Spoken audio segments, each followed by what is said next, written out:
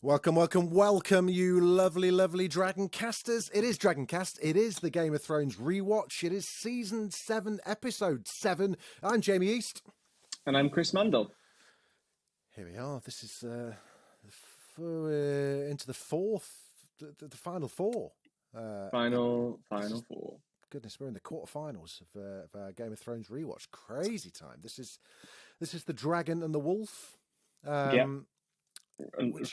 bumper-sized episode. I mean, an hour and 20 minutes. Yeah, so I wrote this. I was like, this is like movie length, which is just like, and still barely get. It shows how in depth Thrones kind of was, and how meticulous and slowly things moved. Was that like you get it? They could have made a film. You know, this is why Game of Thrones could never have been a movie, because where would you start? Where would you end? This would be like a 30-second thing, and instead couldn't even work as a trilogy, because the first one would just be set up. Yeah, exactly. And the final one would just be wrapping it up. What did you think of the episode? I loved it. I think. And is the my question, and this isn't me, I'm not making no judgment on anyone, and it's may or may not be my point of view. Is this as good as it got? Oh, good it's question. An interesting question to the listeners. Is it as good as it got? Well, I also thought it was amazing. Yeah. All of the things. We didn't really talk about this enough last week, but like one of the joys of having so many characters is getting them back together, and there was so much of that this episode. Yeah. I think it is. It had I liked that most of the episode was a big ethical debate. Like I do think the show is good at those things, and it's good when it has people just in a room, like hashing it out. It was a real high for me. Often the finales are very like, let's tie everything up and tease next season, and I loved the fact that the structure of season 7 meant they couldn't do the 10 episode sort of thing, and I thought it was really satisfying in some ways, more than others, which maybe we'll get to. Okay. Well, I'll tell you what, before we start getting into the weeds of it all, let's have a recap of what actually happened in that episode for those that need reminding from our sister podcast previously on. At King's Landing, the forces of Daenerys and Cersei face each other uneasily as the two queens prepare to meet. In the Dragon Pit, the ancient home of the Targaryen dragons, we're treated to the largest gathering of main characters ever. Everyone is prepared for betrayal. Everyone's got an itchy trigger finger. The White captured in last episode's suicidal mission is unboxed in front of everyone. It sprints towards Cersei, its chain stopping it inches from her face. The Hound chops the dead man in half, and Jon Snow demonstrates how only fire and dragonglass can destroy them. Euron Greyjoy abandons Cersei, saying he's taken the Iron Fleet home so that they can survive the coming war with the dead. Cersei accepts the truce offered by Daenerys, at least until the dead are defeated, but she wants Jon Snow to swear never to fight House Lannister again. Jon says he's unable to promise this as he's already pledged his support to Daenerys. Cersei withdraws her offer and storms out. Tyrion speaks to his sister in private. She wants to take his head off, but talks long enough for Tyrion to realise that Cersei's pregnant. He uses this to bring Cersei back to the Dragon Pit. To fight for her unborn child, she agrees to send all the Lannister forces north. In Winterfell, Sansa receives word from Jon Snow that he has bent the knee to Daenerys. Littlefinger uses this to turn Sansa against Jon and Arya. Theon goes to Jon for absolution. Jon can't forgive all of Theon's betrayals, but he forgives him enough to tell Theon he's both a Greyjoy and a Stark in his heart. Theon remembers how Yara tried to save him from captivity, and Jon suggests he should be helping her. She was captured by Euron a while back. Theon manages to prove himself a leader to his Iron Men and sets off to do just that. In the Great Hall of Winterfell, Arya is brought before Sansa and all her lords. Sansa announces accusations of murder and treason, but suddenly turns towards Littlefinger and asks how he answers the charges. A shocked Littlefinger doesn't understand what's happening. Sansa explains that he taught her too well. She knows he was trying to turn her against her family. Bran, with his three-eyed raven powers, reveals he saw Littlefinger betraying their father. Littlefinger begs for help, but the only mercy is shown is when Arya swiftly cuts his throat. See ya, fella. Jaime Lannister organises the troops for their march north. Cersei calls him an idiot and says she never intends to help Daenerys. Euron didn't abandon her after all. He secretly sailed to Essos to bring her sellswords, who are armies for hire. Jaime tells her he promised his support to fight the Whites and heads north to help despite Cersei's death threats. Just then, snow begins to fall on King's Landing. Sam Tarly arrives at Winterfell for a reunion with Bran. They last saw each other in Season 3, and together they work out that Jon Snow isn't just the son of Rhaegar Targaryen and Lyanna Stark, he's their legitimate son and therefore the true heir to the Iron Throne. Jon Snow and Daenerys sail to the north, consummating their romantic relationship in a way only an unknowing aunt and nephew can. At Eastwatch, a castle of the Wall, the army of the dead emerge from the forest. They're unable to pass until the Night King arrives on an undead Viserion. The ice dragon blasts the wall with blue fire and brings it tumbling down. The dead march south over its ruins. The wall has fallen, and ladies and gentlemen, winter is here. There you go, you're up to date. You're up to speed on all things Westeros. Where do you want to begin, Mr. Mandle? Well, I think we should talk about... I mean, the episode is kind of most of it is the big meeting at the Dragon Pit. Mm-hmm. So we could talk about that first. And then there's the Winterfell stuff. Yeah. And then there's the stuff with the Night King, which is kind of brief. Fair enough. Okay, so let's talk about the big meeting. So perfect, everybody has met to sort of discuss a kind of ceasefire until they sort the threat out in the north. So they all come down, and we've got all the gangs here. Love the way that we talked about it in a previous episode, but Christ, what's he called? Sir Bronn. Yeah. Let's me you go to the pub and let the posh folk talk business. Yeah. It's weird because I feel like they made such a note of like, here's why Bronn's not there. I would not be like, I would not have been surprised if he just stood outside. Yeah. Some of them, Brienne didn't say a bloody thing. You know, it was quite a weird like Streisand effect of making more of it out of it than they had to. But for those that don't know what we're talking about, we discussed it in previous episodes. Allegedly, you know, as rumor has it that Bronn and Cersei IRL had an affair or had a fling previous to Game of Thrones that did not end well, and part of Lena Headey's I guess requests as Thrones became established was that Jerome Flynn was not to share any stage or screen time with her whatsoever. So it's safe to say Jerome probably didn't make if it's true, not the best decision he ever made in his love life, one would say. There we go.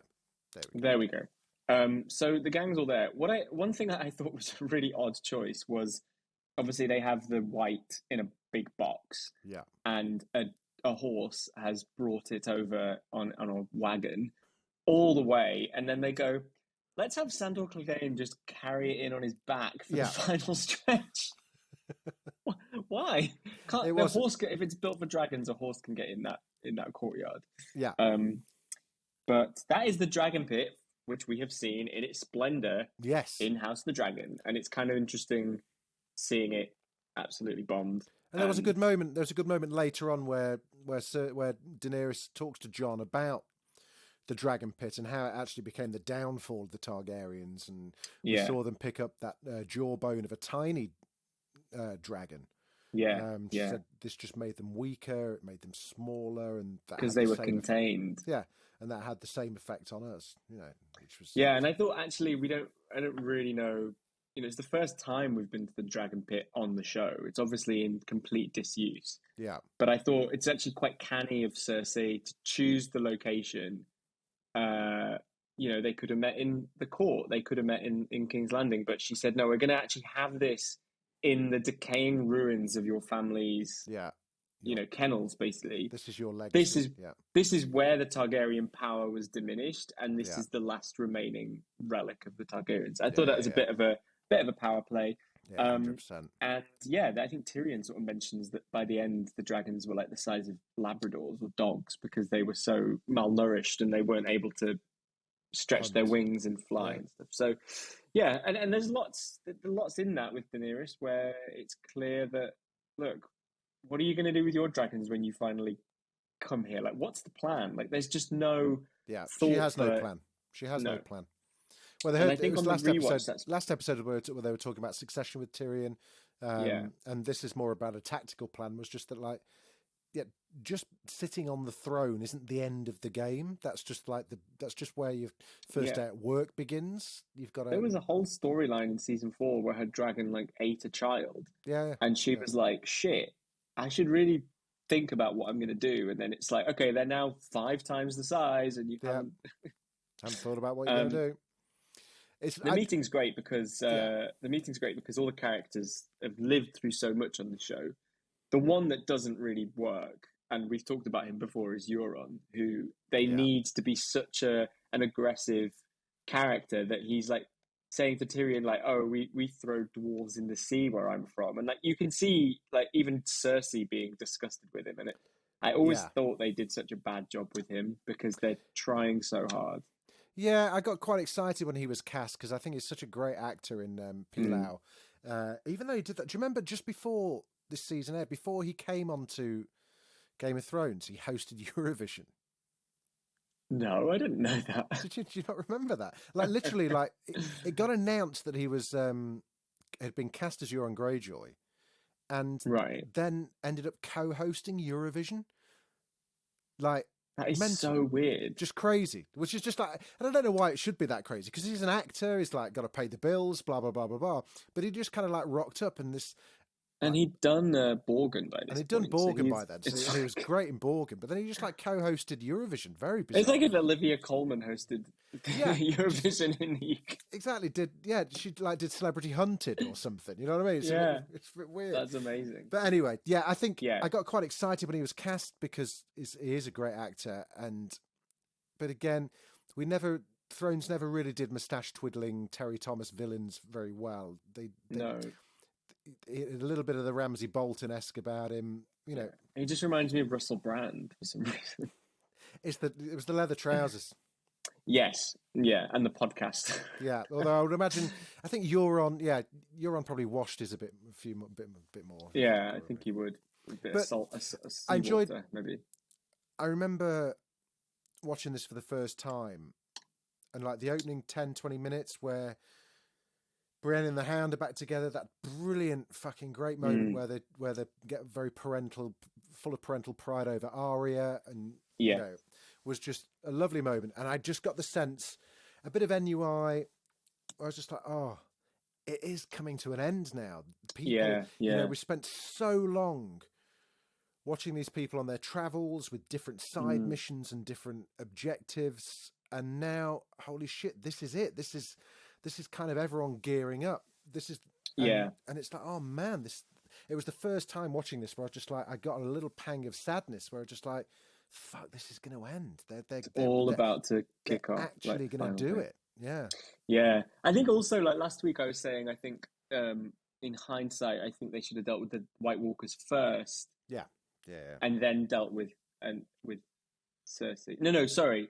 The other way around. Yeah. They should have dealt with, and then all gone on to take the Night King. Yeah. I think the reason they've done it makes sense in this episode, because what has united them and what has caused them to like move past some of their grudges is the fact that they are all facing near certain death and human extinction.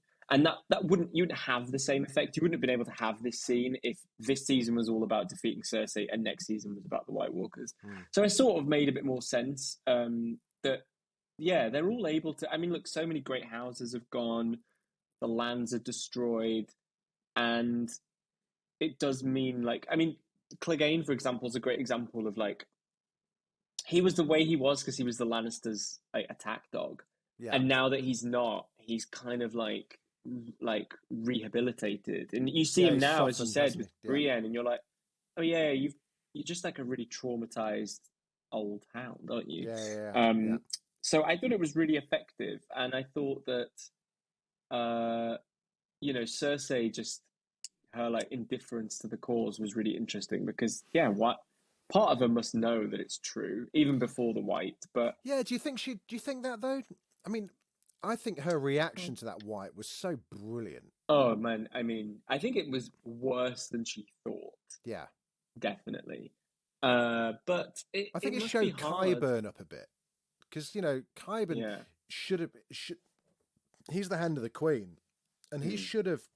And he's like this mystical kind of like loves a bit of voodoo, listens to Black Sabbath. He would kind of like, he should have been on top of that.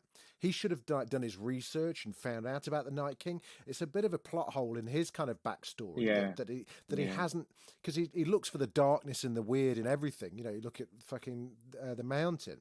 Well, this is the thing, right? I mean, what did he do to the Mountain that's so different to what, we don't know where science becomes magic. Yeah. And you see him holding the hand up and going, oh, interesting. And it's like, no, mate, you should have been all over that.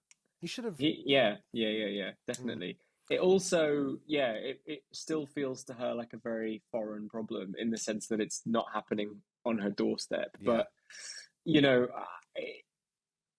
it's hard to get the impression. I mean, I kept thinking, what would Tywin have done if he was around? I think his thing would have been, we're going to lock the walls. We're going to get all of the... if she hadn't blown up the set last season, they should have lined Dragonfire all around King's Landing just to keep everyone out. It's interesting sort of thing to think about. Like, this sort of existential threat is supposed to bring everyone together, and it sort of nearly does. What we watch is, is the negotiation. But by the time we get to the end of the episode, we learn that Cersei had made up her own mind even before she stepped foot into that. Into that. So regardless of what she saw, she was never ever going to cede permanent kind of peace to Daenerys and Jon, regardless of whether Jon bent the knee, regardless of what Jon's reaction was. Because Euron had already she'd already hatched that plan with Euron to marry him, and so, which was a bit annoying, really, because I'm not sure I believed that. I'm not sure that helped. I think I would have preferred that for it not to have been the case. I think this is one of the things where 7 episodes affects the season, because you just don't get enough time to sort of see the process worked out. And I think Cersei's someone that we get very little understanding of, like, what she's thinking at the moment. I also think with her and Jaime, bearing in mind she blew up like the biggest church in the city, and wiped out like thousands of people.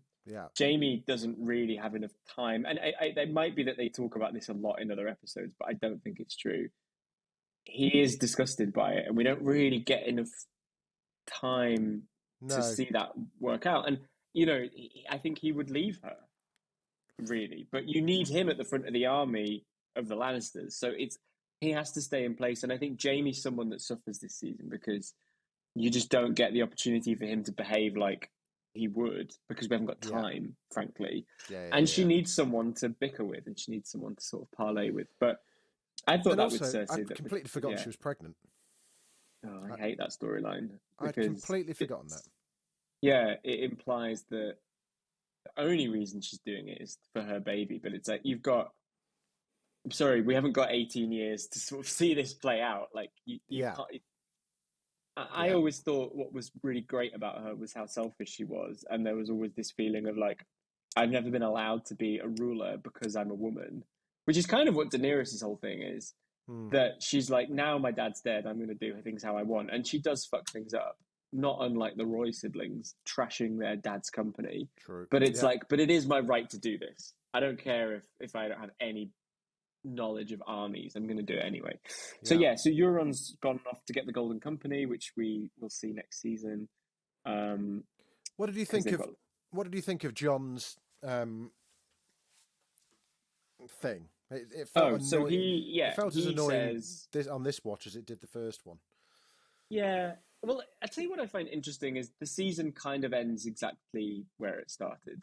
Like, I find that frustrating. Like, I think it doesn't feel like what do you mean? Well, the everyone's still warring with the Lannisters. Yeah. It just feels like, I mean, obviously Daenerys and Jon form an alliance and that sort of thing. But in terms of like the board, no one's really moved. The people that have died are all quite. Sorry, you're going to just sneeze in a sec. Go on. Here it comes. No, it's gone. Oh, there it is. Oh, God, I bet that felt good. I'm going to sneeze.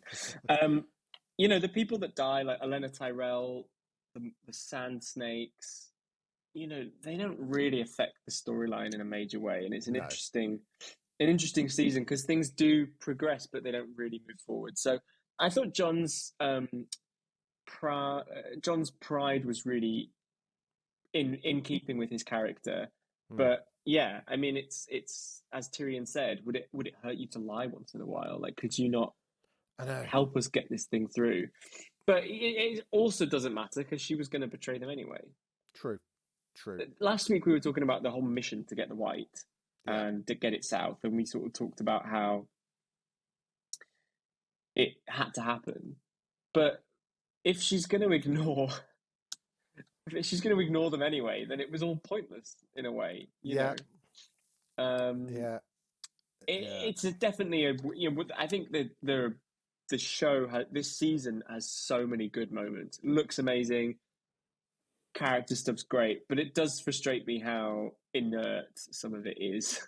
Yeah, I mean, but we know why. 7 episodes and 6 episodes was just not enough time to complete the saga. If you think where were we at the end of end of season 6 was what was the final episode of season 6? We covered it, didn't we? It was they blew up the Winds of Winter. Yeah, Daenerys set sail. She trashed the slavers' ships. So that was it. So it's kind of like up until that point there was so much to be done. There was that was almost like the end of the second part of the trilogy.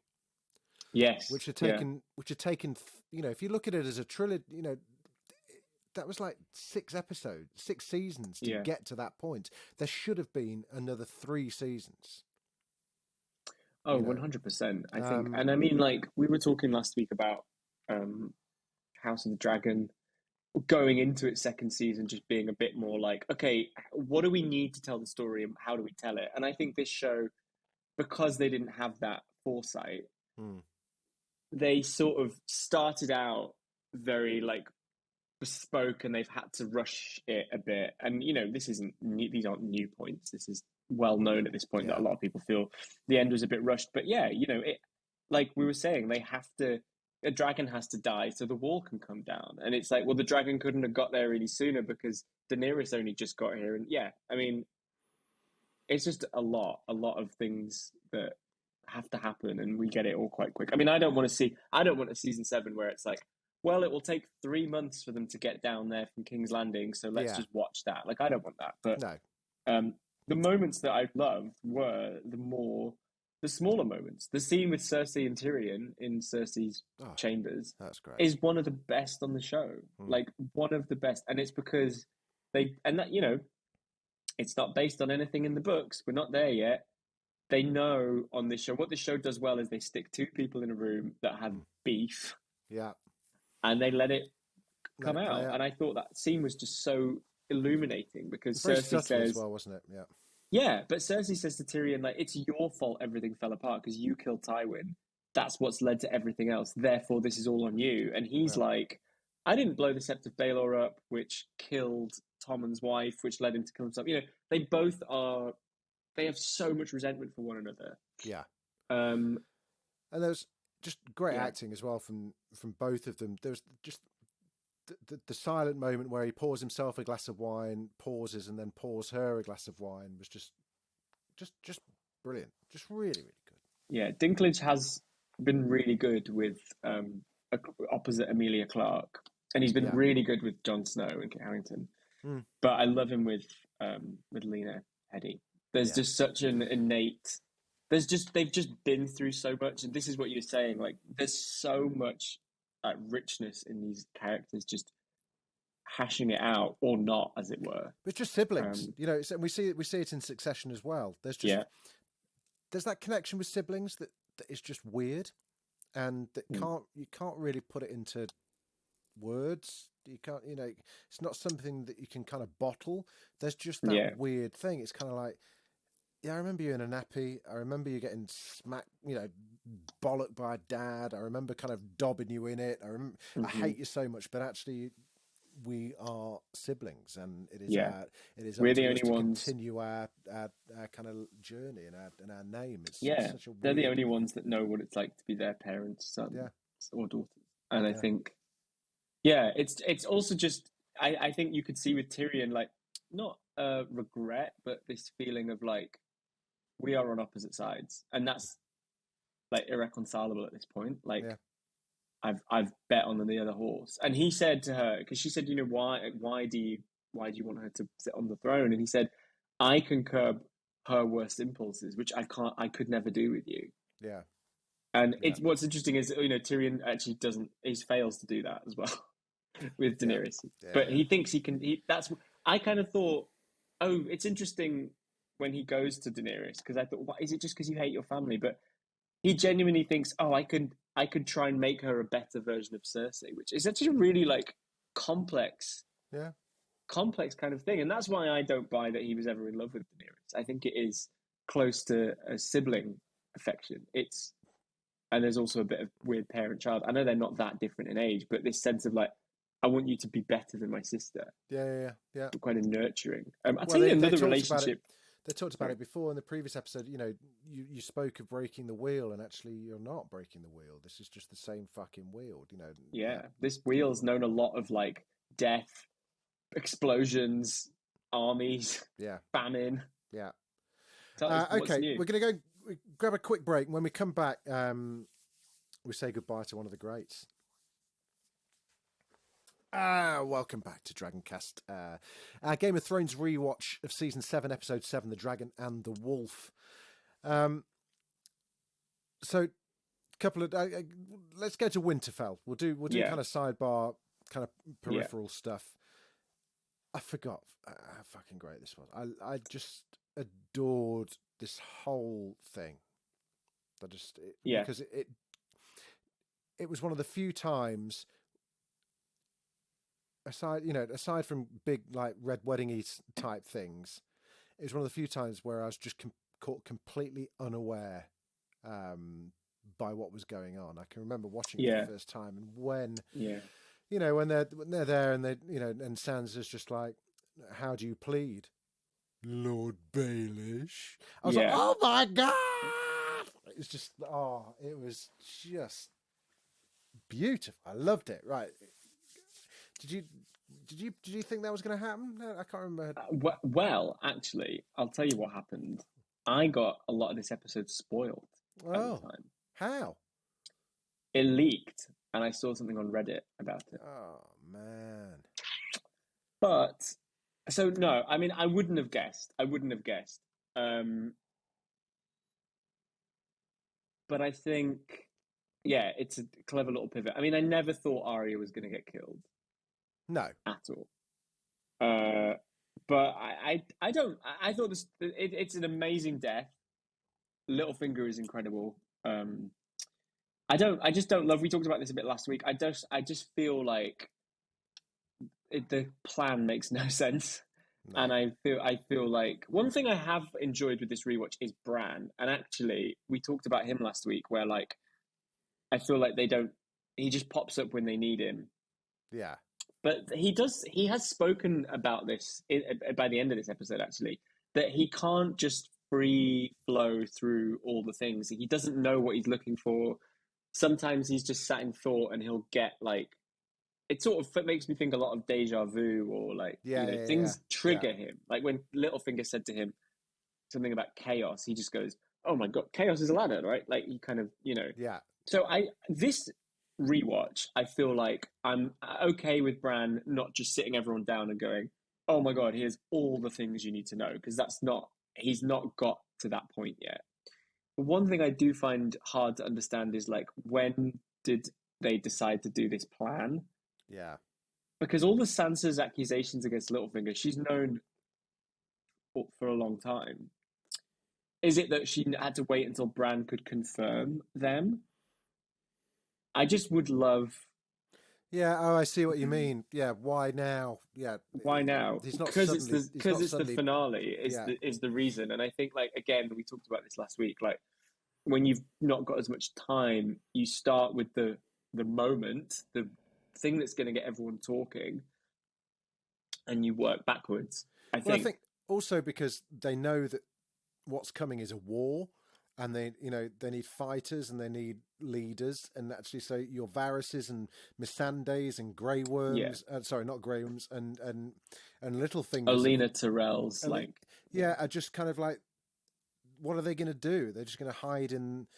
They're going to hide in a room with Cersei again, or actually no, there's no time for that now. There's no scheming to be done. Yeah, exactly. You need to kind of clear the decks. I just think. No, you're right. I mean, there's no. I'd have been as invested watching Sansa, Arya, and Bran huddle together in their room, going, "Shit, this guy's been playing all of us. We can take him out." Yeah, I'd have loved that. And a bit of here's what we're gonna do. Yeah. Because Scooby, actually, they could have Scooby-Dooed it. Honestly, they could have. But last episode, Arya and Sansa had these very protracted arguments, and I was saying, if they'd intentionally done them in front of people, so that Littlefinger knew they were falling out, but they actually were working against him, I thought that would have been really cool. Yeah. All of which is to say, the scene is great, and Sophie Turner plays it cold as ice. Arya, amazing, and Bran dobs Littlefinger. What did he come out with? What was his? He did the mic drop, didn't he? What was it? He repeated a conversation that he narrated what had happened. Well, I think that may be why it's happened. Bran did seal the fate, where he was just like, guys, okay, this is what actually happened with our dad. So they could. There's no forgiving that. Especially with Arya there, because they'd already talked about how much they missed their dad and all the rest of it. So with Bran confirming that actually it was Littlefinger that did that. Bran confirms what Littlefinger said to Ned when he turned on him. So in season 1, Ned asks the Goldcloaks to arrest Cersei in the throne room. Littlefinger sort of goes, I told you shouldn't trust me. Yeah. And in that moment, Bran goes there. So maybe, and I'm just thinking this is coming to me now, and I'm very gently letting the show off the hook. They know that Bran's powers, it's not Google. So they have to get Littlefinger on trial, and they have to force him to say things that will kick Bran's green sight into gear, right? Okay. So that when he goes, I was always loyal to your father, Bran can go, sort of fact checking it, like, wait, no, that's not true. Yeah. Do you know? Does that sort of make sense? That's kind of what I'm thinking. Is they are having to walk him into Bran's path a little bit. Yeah. No, that does make sense. But I can forgive all of that because it was just a brilliant 5 minutes of television. It was just like because we've been wanting Littlefinger to get his just desserts for so long, and actually. That was, Stannis had been unsatisfying. Ramsay had been pretty satisfying, but kind of a bit, and this just felt like he got what he deserved, and we got it in a way that made the viewers, like, it sated our appetite for our bloodlust for bad guys. Yeah, and he has been. We've wanted Sansa to like grow less dependent on him, and even in season 6, she did help with the Battle of the Bastards, but it was Littlefinger's influence. So it all is like really full circle and really satisfying. I would love Winterfell to have like 3 more lamps. It's just so because dingy, isn't it? I know they're in the north. Listen, I'm from the north. It gets dark at night. Guys, get some more torch. I thought, because, I know Winterfell is a bit more rugged than some of these opulent castles, but I was like, guys. But the tech would have got there by. There's no reason for it to be like that, Have a few rugs on the floor. Have some scatter cushions. I just thought, oh my God, this place literally looks like... B&M's everywhere, Honestly. Sansa's good at sewing. Can't she make a few cushion covers? She's literally got nothing else to do. And then after this scene, Arya and Sansa have a great... conversation on the sort of battlements at Winterfell. Yeah. Beautiful, because when we see them, they're separated by one of the bits of stone. Yeah. Side by side, divides through them, and then it pans to seeing them side by side. And it's just really nice. Like, well spotted, Chris. Really, really nice. It's a real They come together. They're on the same side of the wall. Yeah. They're united. And there's that great line, when the winter winds blow, the lone wolf dies, but the pack survives. Great line. It's Fucking like, I mean, great. it's like that's an Adele lyric, if ever I heard one. Maybe Florence. No, maybe Florence and the Machine. She wishes she was in House Stark. Adele would be. Adele would be the Tyrell. She'd be a cackling Tyrell. Oh my God, that's what I was going to say. Yeah. Having a bit of Arbor Gold wine. Whereas Florence, Miss Florence Machine, would 100% be like Winterfelled up. Like, woe is me. What would you be? Geographically, where would you be on there? Midland. I mean, geographically. Giving. Yeah, I'm northern. I'm Derby. That's what I said. Midlands. In my mind, I'm a wildling, but I suspect I'm probably just a Greyjoy, maybe. No. You're, I think, kind of Baratheon, maybe, because that's kind of around there. I'll take Baratheon. You would 100%, forgetting the fact that you're a northern, you would 100% be working in the Iron Bank. Oh, that's interesting. Yeah, you'd be Mark Gate. You'd be with Mark Gatiss going. Like that. Hang on a second, the fucking Lannisters. Do we know where that train of money went? Because according to my records, that I've not had. They didn't save their post office tracking receipt. Yeah. Oh my God, that would be me. Oh my God. But also, I'm very well travelled. I was about to say that. Yes. Always going hither and thither with taking my selfies. But yeah, oh my God, that actually would be me. Probably raised in the north.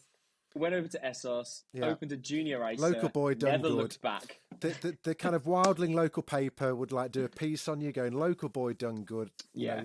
Do you know though, many years ago, about 4 years ago, I was named in Carlisle Living's 100 most influential people from Carlisle. Fucking hell. That's good, man. And I was on their cover. Wow. They did a cover with like some of the people, and my picture was on there. Wow. You know, I've never received a single accolade like that ever. Never. And I'm from Derby. Yeah. You know, Derby paper that can. You know, well, I having said that, I have been asked to present an award in Derby in September at like the local like things, which I'll probably do. But no, like you go onto like Derby's Wikipedia and it says notable, like whatever alumni, whatever it is, and I guarantee you, not that I check that often, I have to say. Yeah. just to clarify. So, and I genuinely couldn't give two shits, but I am going to say that that I know my stock has waned over the years, but there was a point where I was kind of like, hang on a second, guys. You know, I kind of thought I might have got a bit of a nod, but no. Let me scroll down and find out who's on it. Notable people. There's like Joseph Wright. He will give him that because he's like one of the most famous portrait landscape painters ever. It goes down. Yeah, start getting to the 1900s. We get into like modern era. Yeah. Yeah. Jessica Garlick. Who? Precisely. The inventor of garlic. Yeah. She was like Pop Idol or X Factor at some point. A Dubsy, a grime music artist, young man, an MC. Graham Coxon was apparently lived for a very short time near Derby. Jyoti Mishra, friend of mine, Jyoti Mishra, who was White Town, who had that hit with Your Woman. Oh, yeah. Great. Film, TV, and theatre. Kevin Lloyd, who was Tosh from The Bill. Gwen Taylor. Yeah, fair enough. Ewan Mitchell, who we know from being in House of the Dragon. House of the Dragon, of course. Aemon Targaryen. And I guess Paddy in some way, but Paddy's not even on here. What? I'm not anywhere. It's like if Jessica Garlick can get on I kind of feel Garlick's on there, you should be on there. You know, can we start? Look, it's not for me to You could probably edit it yourself. I couldn't possibly do that, but if I wouldn't know how to do that. But if any listeners know how to edit, well, all I would say is, am I allowed to cite an insurrection like that? Carlisle doesn't even have a notable residence section on its Wikipedia page, so... Well, there's no reason why it couldn't. Me, Grace Dent. You and Gracie. You know, Rory Stewart was an MP in Penrith. That sort of counts. He wasn't from there. I think, you know, if anyone... I don't know. I've got no merch or anything to offer anybody, and I wouldn't know how to do it. But should anyone be that inclined, you know, a notable persons section on the Carlisle Wikipedia page with just Chris Mandle and Grace Dent on it would be. Do you know actually amazing. another one who should be on? My mate Sarah, who I went to college with, is a DJ on Radio 1 now. She's called Sarah Story, I know Sarah Story. She does the Friday night like dance show. I went to college with her. Did you? She's like absolutely massive now. Like in the last 18 months, she's like. Sarah, okay, all right.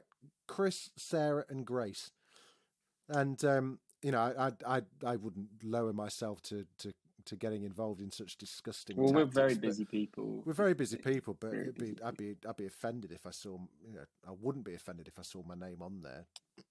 But I don't even know. I don't know how that stuff works.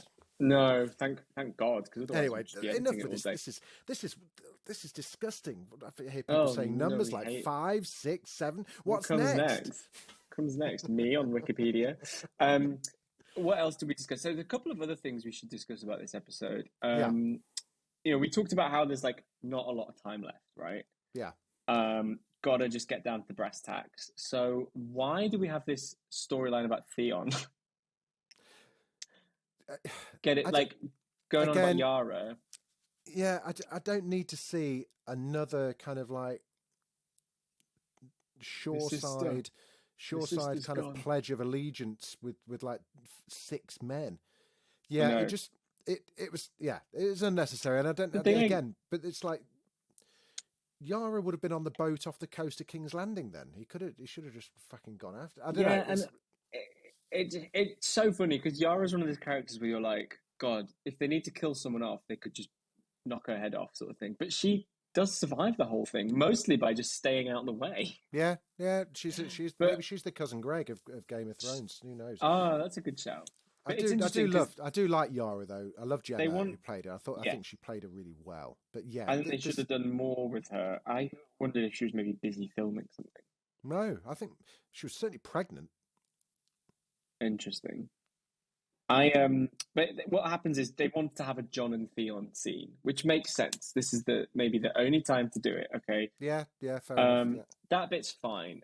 Being like, oh yeah, you are one of Ned Stark's sons as well. I'm like, was he? Yeah, but again, I know he wasn't. But again, that was just a kind of precursor. That was just to kind of like ham up the Theon the saving. reveal. No, the reveal. I think of course, yeah, of course. Then, though, you get this scene where he's like, okay, guys, let's go and save Yara. And they're all like, no. So he gets beaten up by one of his men, which is awful. And they do this only thing. Saves it because he got kicked in his imaginary nuts. Yeah. Now, I want to ask, even if you had your cock and balls cut off, Chris Mandle, and you had a big bearded bloke knocking 7 barrels of shit at you on a beach, right. And then need you which only happened in Game of Thrones land maybe a year ago, maybe max. And listen, they don't have clean stitches. No, they don't. They'd have just cauterized it with a burning piece of metal. Yeah, we saw Jaime's hand. You know, the stump of that. If someone started kneeing you in that would still hurt. That was also he must have, not to get too graphic, but he must have some something that enables him to urinate. Well, yeah, he'd have like a little flap somewhere. Wouldn't he have like a little clitty thing? I don't know. I don't know what the... Jamie. Well, I just don't know what to call it. No, just this little opening. I am going bright red. This is taken. Can you bleep that out? Can you do? No, I can't. I'm going to make you feel uncomfortable. What about all those sound effects? All the stuff that we've talked about in Game of Thrones, and you get typical homosexual. You start blushing because I said the word clit. No, it's not. You said a clitty thing. Clitty thing. No, so I think that would be excruciating. But what I hate is the way that they show the guy near him and go like, huh? As if it's... But that was it's like Superman 2. Have you seen Superman 2 where General Zod realises that he doesn't have his powers anymore? And Superman's like, switch on. Theon, who is near death at this point, then proceeds to beat the other guy to death. Only with 2 punches. Just 2 punches. The other guy, like, didn't he lose most of his fingers when he was it's like, and then it's like, oh, now they respect him, let's all go. It's like, what the fuck? It's how much they rate the intelligence of the crew. It's just like, he's winning, we're with it. Oh no, he's lost, we're with him. It's just like, what if they all the just man who won by not having any genitals is the man I will follow to my watery grave. But I just thought, God, that was 5 minutes we could have had. Yeah, I guess in some way, maybe it's the long.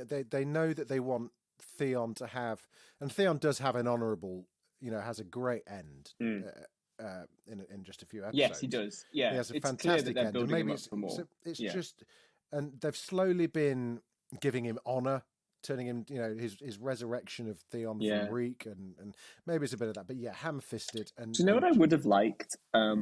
They need him as the sort of connecting bit to Yara. Do you know what I would have really liked, though? Is for him to have actually stayed at Winterfell and been like Sansa's kind of hand. I think that would have been quite cool. Like Sansa, because obviously she's going to be like Queen in the North. That would have been good. I would have loved it. And then all of the kids having to like get over like what happened with Theon. Yeah. In order to like get at Littlefinger. I think that would have been really cool. And then we could have had Theon and Littlefinger together who have never interacted. So they haven't, Tell you a scene I really liked, surprisingly, is Bran and Sam reuniting. That was good. Specifically, he's like, I'm the three-eyed raven. And Sam goes, oh, what does that mean then? He goes, I can see things that have happened and I can see things that are happening. And he goes, oh, right, okay. And then Bran says, Jon's on his way back from King's Landing with Daenerys Targaryen. And he goes, did you see that in your vision? Did you? He goes, he just holds up the letter. Holds up the letter. Nope, yeah, it was great. Got a letter. Yeah. It was so funny. And it was so weirdly, it was so weird that it was just funny. And I thought, God, that is like funny of Bran to just be like, nope. But again, falls into your explanation that he can't control it and he only sees, he's not seeing it in any form, any running order. Because it's kind of like you watch that, it's like, and then Jon says, no, they were married. He's not a sand. He is and you just think, how does Bran not know that? Well, wait. No, Bran, wait. Bran said... Bran, Bran said... So Bran explained to Sam. He was like, "Yes, I have important news. Jon Snow is the son of Rhaegar and Lyanna. Of Rhaegar and Lyanna. Blah blah blah. He's not a Snow. He is a Sand. He's a Sand. And then Sam goes, "Wait, no, because he's not a bastard. Because they were secretly married." And then I do have a bit of a theory about this. Because Bran doesn't see all the information, he saw that he's a bastard somewhere else. So he's going, okay, so he's not born in the North. That's kind of he wasn't. Yeah, he was sort of a northerner's bastard, but he was born in the South. That might impact his application to be king in the North. Sam only knew about the marriage because of this. He was transcribing the Septon's personal diary. So Bran wouldn't have been it. I think what Bran is incapable of doing is to connect the dots. So he wouldn't have necessarily have been at that place. But he went there, didn't he, in this episode? Didn't he just decide to go there, though? So he Sam said to him, oh, I read in the Septon's diary that they did get married. Bran's like, oh, I can sort of access that. I think it sort of does make... It does make sense in a fashion now. I think I sort of understand it a bit more. But I think joined each other's dots. It's sort of actually the thing that I would say. It's a bit like TikTok in that when you swipe, you don't know what's about to come. Yeah. It's sort of, there's some sort of algorithm that is tailored to what you want to watch. But he's like, because I was thinking, God, I bet most of the time he sat there doing his visions. Yeah, he's like, oh God, I'm watching like a potato farmer on the Isle of Tarth. And I'm like, is this relevant? Are you actually someone's secret child? And he's like, oh no, I'll just go somewhere else. And then it's like, oh, there's just someone in the brothel. It's like, is that anyone I know? No. I think that's Roz. Yeah. So that's the thing. Sam helps him sort of connect the dots, and then he realizes, okay, Rhaegar and Lyanna were actually married, that means he's not a bastard, and that means Jon is the heir to the throne. What is interesting, especially where Bran goes next season, where he's like, none of this matters, is that Bran is like, we have to tell him. Because I'm sort of like, but do you? Yeah. Like, yeah. Doesn't this just complicate things? Yeah. Yeah, exactly. I'd forgotten he was called Aegon. Yes, so that would make him, I think, Aegon the Sixth. But let me just... Something like that. I'm going to just check that. But yet again, thanks, George. Could have chosen just breaking the mold a little bit. No. Could you have another name? I think the thing is, though, like, I can see why they always use the same names, because people die so quickly, don't they? Yeah. Like, so they're kind of like, well, it's not like there's already 5 Aegons running around. Yeah, Aegon the Sixth, you're right. Yeah. Aegon the Sixth. Aegon the Sixth. Yeah, great episode. And then we get Jon and Daenerys shagging. We get Jon and Daenerys shagging, which was like a really weird sex scene. But then we go north of the wall for the final thing, which I just loved this as a final scene. It was one of the few. In fact, I think I'd have to go back and look at final shots of each season, because quite often they are someone traveling somewhere else.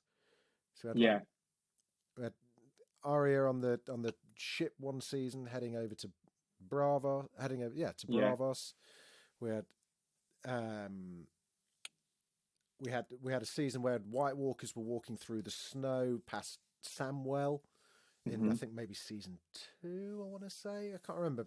Maybe there's a theme there that I've not picked up on. But I really enjoyed this, because it was just like, it was such a great. The last 10 minutes of this, we got R and L equals J, and we got an ice dragon breaking down Eastwatch.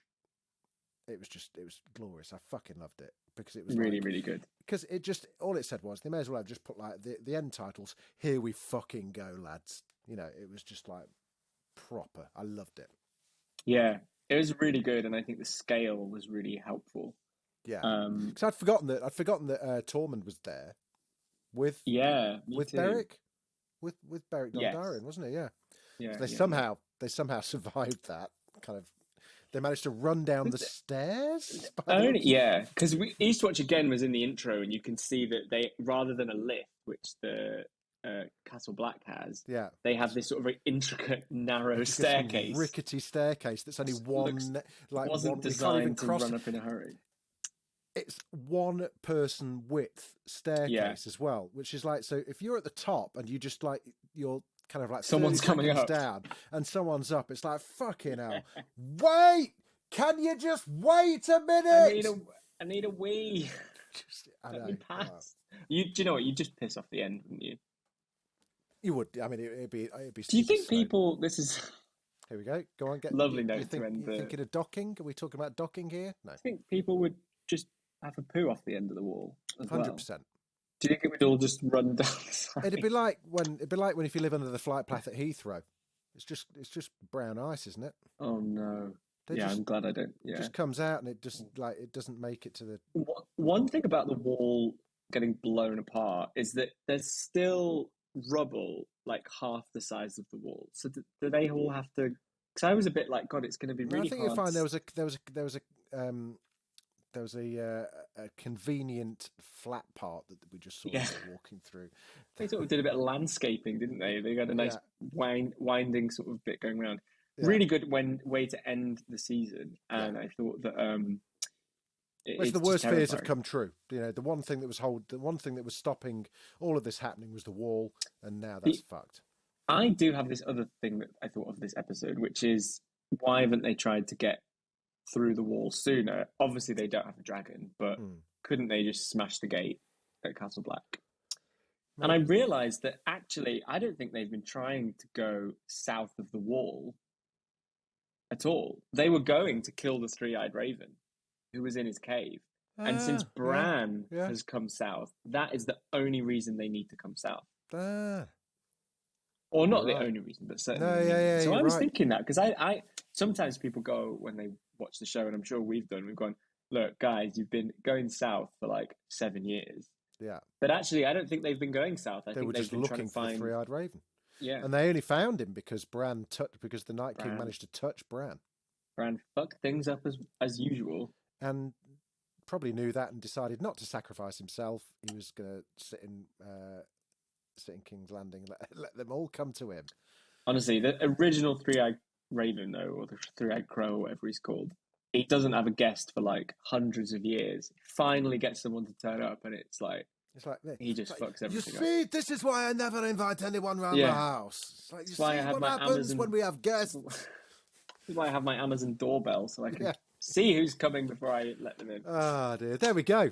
Season 7 is done and dusted. We are 7 out of 8. Bloody hell. We've only got 3 more episodes of this left. Can I give you a bit of trivia about please 7? do. Yeah. The only season thus far in which a king doesn't die. Wow. That's a good bit of trivia. I got it off the Game of Thrones Wikipedia. But thank you very much, Game of Thrones Wikipedia. So season 6, Tommen and Balon Greyjoy, who was an acting king. Yeah. Season 5, Stannis and Mance Rayder. Yeah. Season 4, Joffrey. Season 3, Robb. Season 2, Renly. Season 1, Robert. Bloody hell. Good fact, that, isn't it? That is a good fact. So, I also love the little facts, like you said, Theon and Littlefinger never interacted. What other characters never interacted? Oh, that's a good question. Never interacted. Listeners will know some. They can get let's get did Brienne, who did Bran never meet? Bran met Joffrey in the openings. Yeah, I mean, Bran never met. Oh no, but this is the thing. They might meet next season. Bran never met Varys.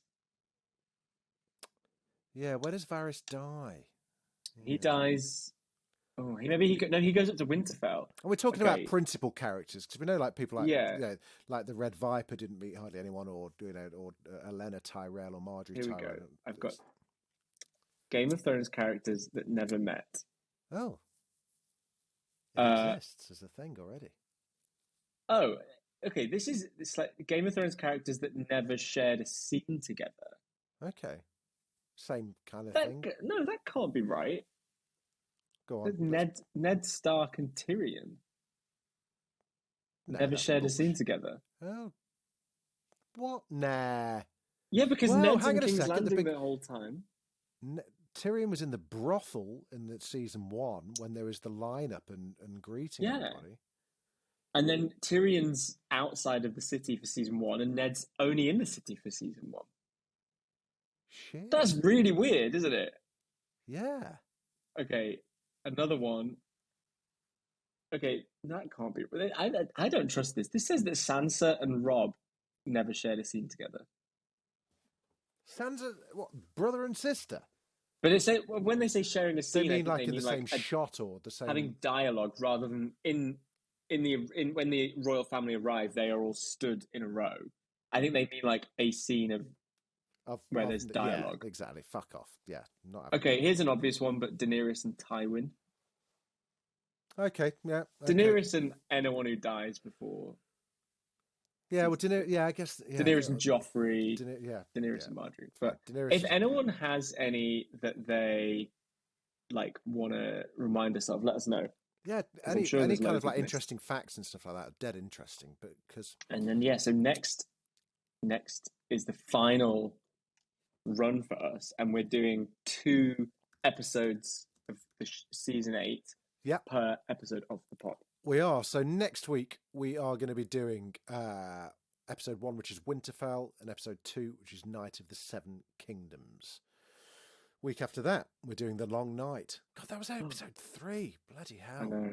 And The Last of the Starks.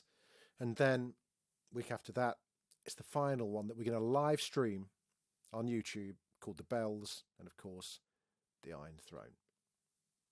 And then we're going to be kind of bereft We haven't really. I mean, much like Daenerys and her succession, and also the Roys, we've thought little about what happens once Game of Thrones rewatch ended. It sounded like such a mountain to climb at the beginning when House of the Dragon ended. We've been doing it for a long time, though. We have. We'll have a think. We'll need to regroup. Yeah, and figure something out. We might take a couple of weeks off. We might. I'd really like a holiday. I'm really trying to get Rob to book a holiday.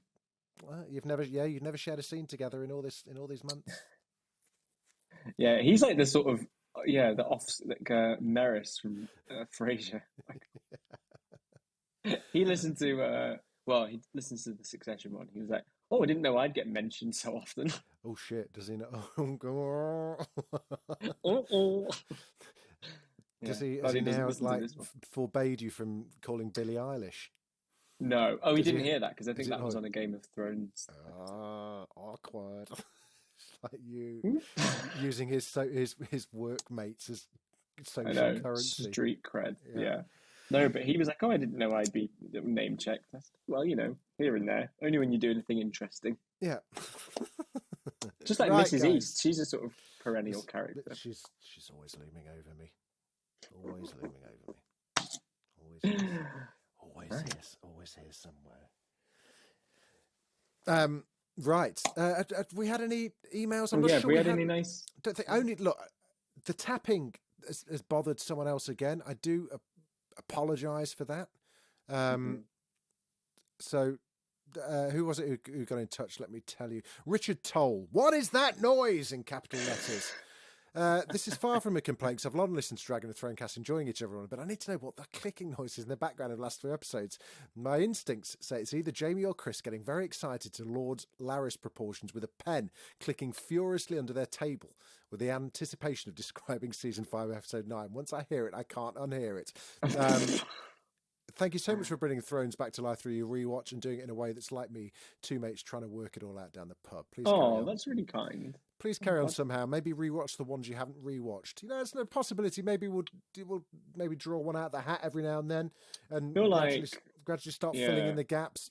Maybe. I feel like if we've watched the whole thing in piecemeal, and then to rewatch it in the bits we haven't watched, it would end up just being such a confusing mess. Maybe, yeah, you could well be right. You could well be right. But no, Richard, I'm sorry about that. I did explain it in the last. Maybe it's the Succession episode or something. It's me. I'm doing it now. Listen. Yeah, that's just me. All I'm doing is tapping on my keyboard, googling frantically to make me sound cleverer than I. Very inconsiderate. Yeah, very. So I apologise. But do get in touch. At Dragoncast_pod on Twitter or Dragoncast at daftdoris.com if you've got any thoughts. Stick it in your diary though. The date will be great. Let's start plugging this now. Actually, it's going to be It's going to be Monday the 15th of May. In the evening on Monday the 15th of May, Chris and I will be live streaming the final episode. God, it's 2 hours long. The final 2 episodes of. Wait, the final episode is 2 hours long. No, but we're doing 2 at once, aren't we? Oh yeah. So it's going to be a healthy. Maybe we only stream the final episode. Yeah, let's do that. We could do a 2-part finale.